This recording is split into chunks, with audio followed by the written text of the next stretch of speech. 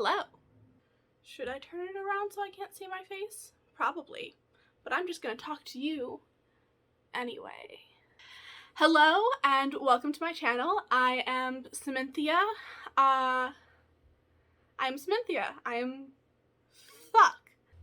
Today we're going over my personal character checklist, the types of things that I like to have prepared for my character for optimal roleplay. There's a difference between having the stats for your character and like knowing enough about your character that you feel like you can effectively roleplay them. So I'm going to go over all of the things that I feel like I need to have in order to effectively roleplay my characters. Those things are 1. Heart's Desire, 2.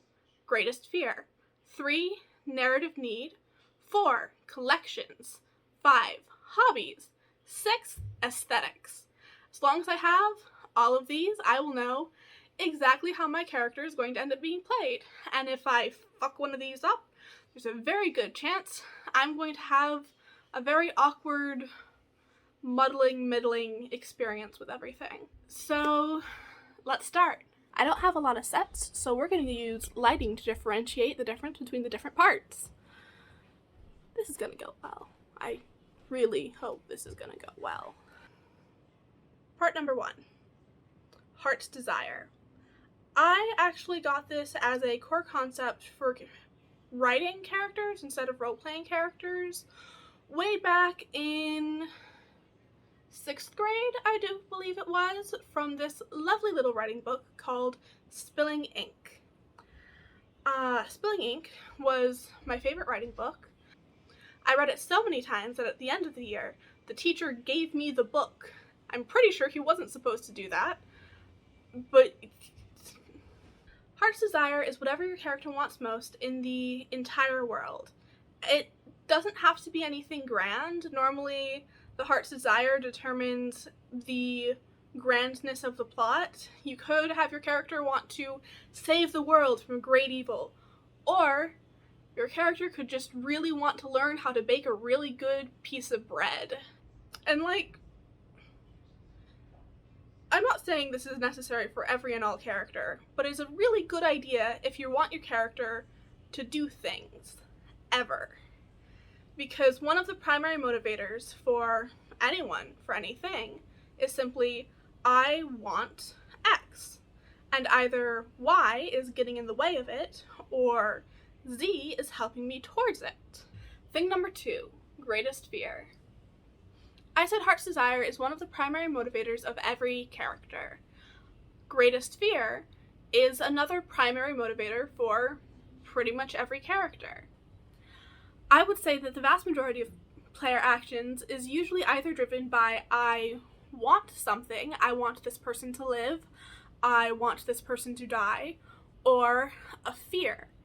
Something that they don't want, something that will repel them. A greatest fear can be anything from spiders to abandonment to quilting.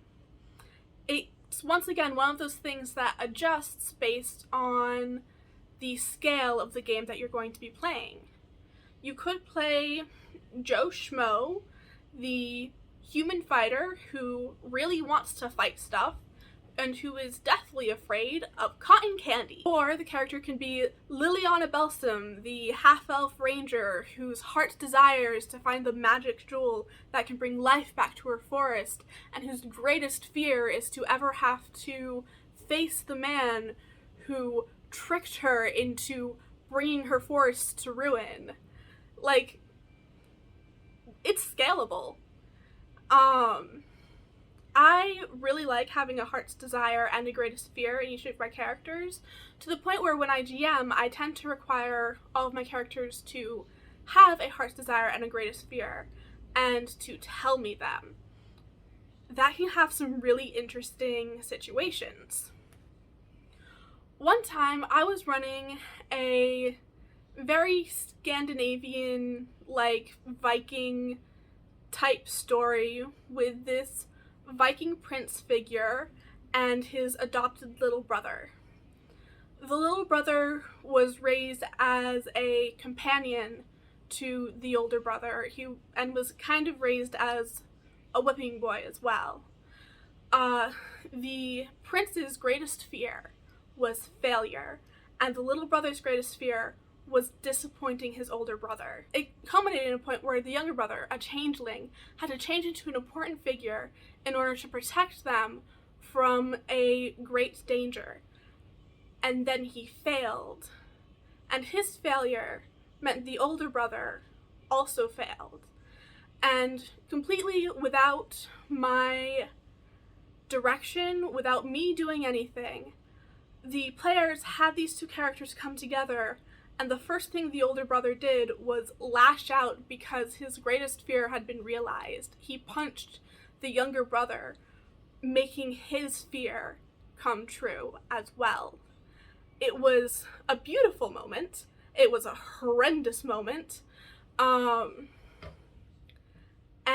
it's one of those things that only comes together when you really understand the things that your characters are afraid of, the things that they don't want to happen. Okay. It's time for part 3, narrative need. This is a part that I didn't start putting into my characters until very recently. And narrative need is another thing that I got half from watching lots and lots of video essays and trying to understand what makes a good story work. What narrative need is the thing that your character needs to do, needs to learn, or needs to change in order to live a fulfilling life. Sometimes this is going to be something you set, sometimes this is going to be something you find, sometimes this is just going to be something that happens organically, but I find that it doesn't happen organically most of the time. Most of the time you have to seek this thing out. For an example, I played this really amazing campaign in high school where my character didn't really have anything she wanted. She didn't have anything she really feared. She didn't have a lot driving her. She was just going along with the flow. What she needed was a purpose. Over the story, the DM dropped a lot of little hints about this beggar king, I think it was called a beggar king, who was terrorizing the countryside, who had hundreds of loyal goons who would die if they told anyone about him. And then left her in the middle of a city with a town guard and one of the largest libraries that was open to the public in the world.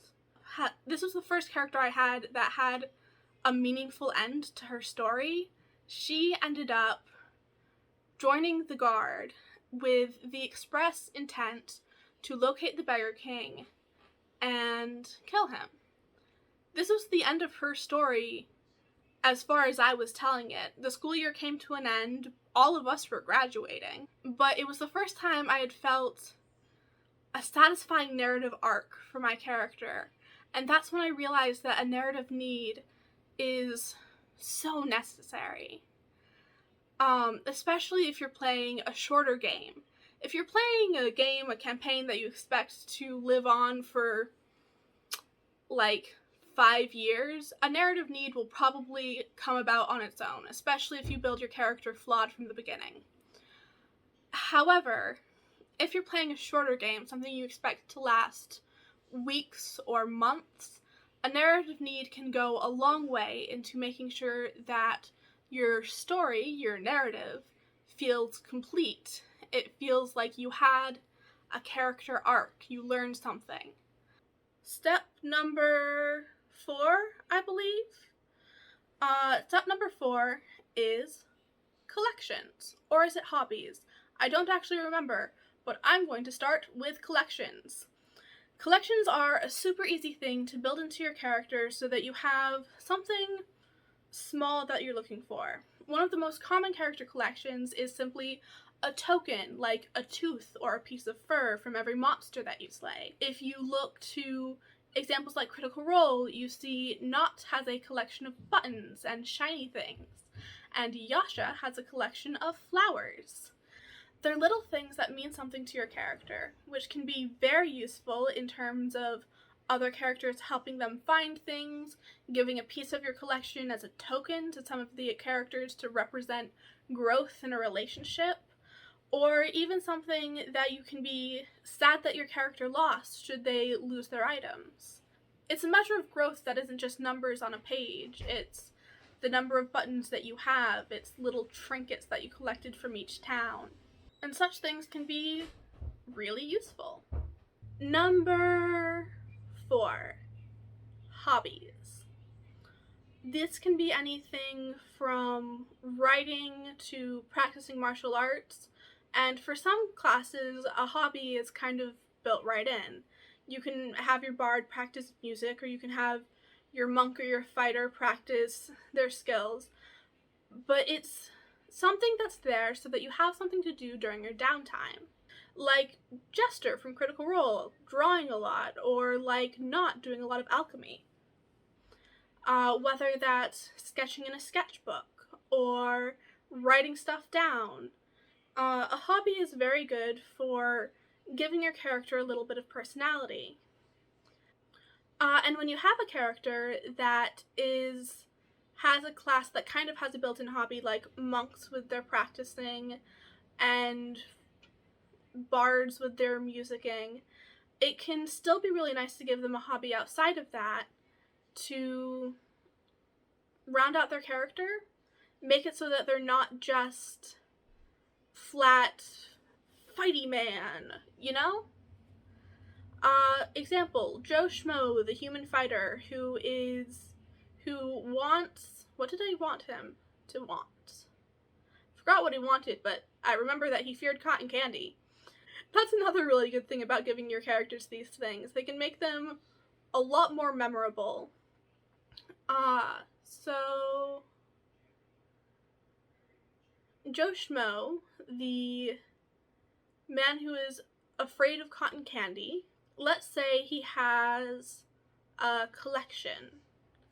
What should his collection be? Cups. What if he collects cups? Either he can buy them or steal them, and every time that you have characters drinking something, you can have Joe Schmo be like, "Can I take a cup?" It's one of those little things that helps make your character more engaging with the rest of the party. And hobbies and collections both make it so that it's easier for your character to interact with the world. Also, if you tell your GM your character's hobbies and collections, it makes it easy for them to put things into the world for you to engage with. Okay, last but not least is one that I think everyone should have a pretty good grasp on already, just because it's become such a big thing in internet culture as of recent. At least I feel like it has. Who knows? So aesthetic. Aesthetic can go a long way to how you perceive your character and how others perceive them. You could either build in an aesthetic that you think deliberately matches your character, or you can build an aesthetic that you think inherently contradicts them. Like building, I don't know. For me, aesthetic is really important because I tend to get a lot of my vibes from just drawing a picture of my character or making a mood board of them. It's a lot easier to imagine whether my character is snarky and will respond to someone being rude to her by saying, "Wow, fuck you too," or if they're sweet, who will respond to someone being rude to them by just, "Oh, you seem like you're really sad, can I help?" And a lot of that goes in how I portray them, the body language I draw them in, the clothing and attire that they dress themselves in, the colors that they choose to represent themselves. Colors are very emotional, and which colors you associate with your character can influence the emotions that you associate with them as well. Thank you so much for watching. Do you have a character checklist? And if so, what's on it? Do you think you're going to add any of these? While you're here, it would be really nice if you could press some buttons. It gives me lots of fun happy chemicals. I may be making a Patreon just to post all of my unedited videos because I'm having fun watching them, and I think it might be fun for people to get to know me a little bit more beyond just the editing that I'm going to be doing for that. But if that's all, I'm gonna head off. Bye.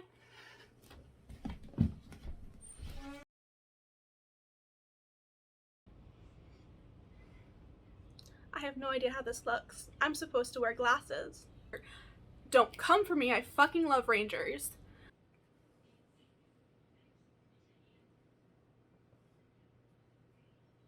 I think there are bugs climbing on me.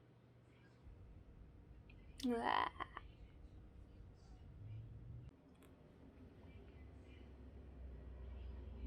That's wax that I got in my hand. How am I doing so far? Am I doing good?